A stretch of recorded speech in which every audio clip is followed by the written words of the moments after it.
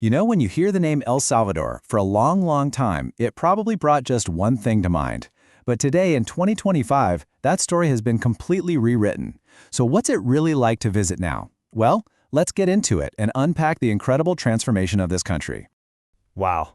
I mean, this slide right here, it says it all, doesn't it? The entire narrative has flipped, from one extreme right to the other. It really wasn't that long ago that El Salvador held the tragic title of the world's murder capital. Today, people are calling it one of the safest countries in the entire region. So the big question is, how did that happen? So how on earth do you go from being known as the world's murder capital to a top travel destination? The answer, believe it or not, is in the data. And the story it tells is one of the most unbelievable security turnarounds maybe ever. Okay, check this out, because what's really incredible here is just how fast this all happened. Back in 2015, the homicide rate was a staggering 103 per 100,000 people. I mean, that's just astronomical. By 2019, it's down to 36. But then, look what happens. The drop just accelerates, plummeting all the way down to just 2.4 by 2023. This isn't just an improvement, it's a full-blown security revolution. Just let that sink in for a second. A 98% decrease. To put that another way, the murder rate was slashed by a factor of 40 in just 8 years. Our sources are calling this the most spectacular drop ever recorded in a country that wasn't at war. It's truly historic. And look, this isn't just some number the government is putting out there. This is a quote from the U.S. State Department, and they're confirming the reality on the ground. They're directly linking this massive decline in violent crime to a decrease in gang activity. That gives this whole turnaround a ton of international credibility. And this is where things get really wild. Official travel advisories have totally caught up. The U.S. State Department now puts El Salvador at level 1. That's their safest category. Now, to put that into perspective for you, it's now officially considered safer for travelers than places like France, the UK, and yes, even the United States itself.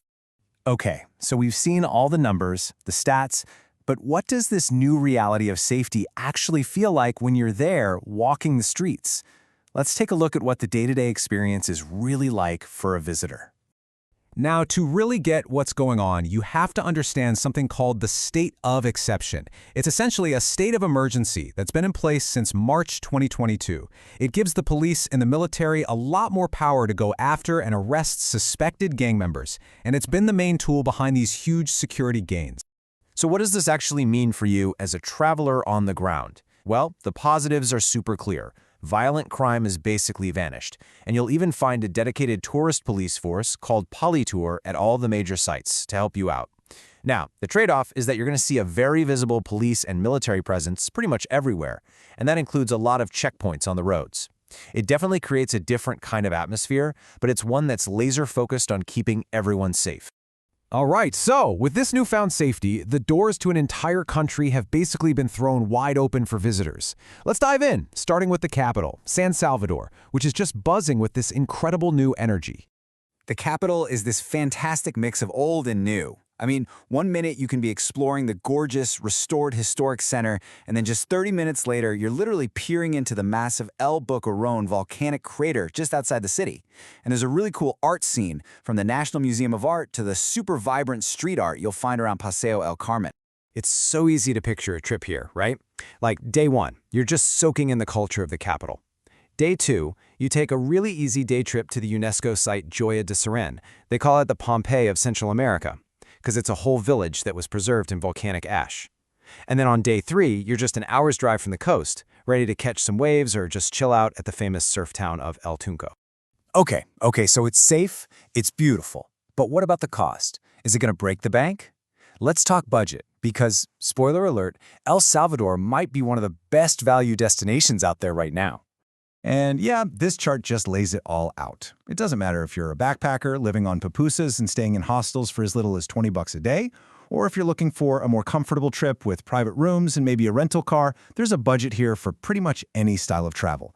Even a really comfortable trip can easily come in at around $100 a day. And just to give you a real feel for that value, let's look at some actual prices on the ground. First up, the absolute must-try national dish, the pupusa.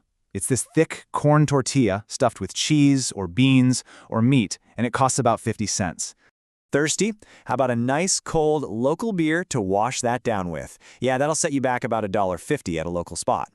And what about getting around? Hopping in an Uber to get across the city is safe, super easy, and it's probably only going to cost you about $3. It's this amazing affordability on everything that just makes a trip here so easy. All right, so hopefully you're starting to get pretty excited about the idea. Let's wrap this up with some of the essential, practical stuff you really need to know before you go. So here are the quick facts, the really important stuff. For currency, they use the US dollar, which makes everything super simple. Spanish is the main language and not a lot of English is spoken, so a translation app on your phone is a great idea. The weather? It's pretty much hot and beautiful all year round. Getting a local SIM card is easy and cheap, and that gives you data to use apps like Uber to get around.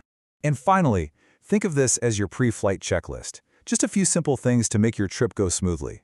Make sure your passport's in order. Definitely get travel insurance. Have copies of your important documents. Carry some US cash for smaller shops, and save those emergency contacts. With this, you are good to go. So, it all comes back to this one big question, doesn't it? With its mind-blowing safety turnaround, stunning volcanoes and beaches, its rich culture, and just how affordable it is, the secret is definitely getting out. The only real question left is, when are you going to go see it for yourself?